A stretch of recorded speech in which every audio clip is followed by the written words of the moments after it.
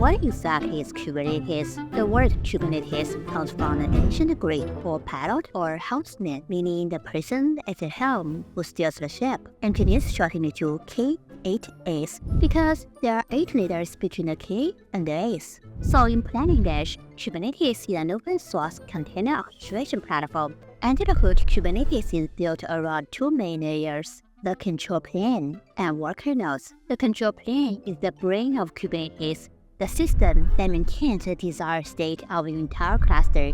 Think of it as constantly asking, where are we right now, and where should we be? It's powered by 4 core components: the API server, etcd, the scheduler, and the controller manager. API server, think of this as Kubernetes front door. It exposes the entire Kubernetes API, handles every REST request, and processes everything from creating a pod to scaling its deployment. Then it comes to etcd.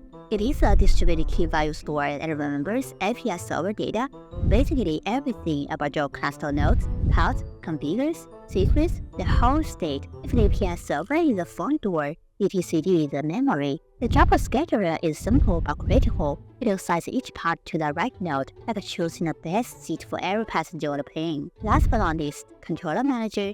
Is reality still matching the desired state? If something crashes, it automatically restores it. Now, let's talk about their worker nodes, the machines that actually run your applications. Each worker node has 3 key components: kubelet, a local agent that starts and monitors containers, keeps them healthy, and makes sure everything on a node matches the desired state defined by the control plane. Kube-proxy, it configures all network rules on the node. This is what makes Kubernetes services work, handling internal networking, load balancing, and forwarding TCP, UDP, or HTTP traffic using simple string routing or round-robin across backend. Container runtime.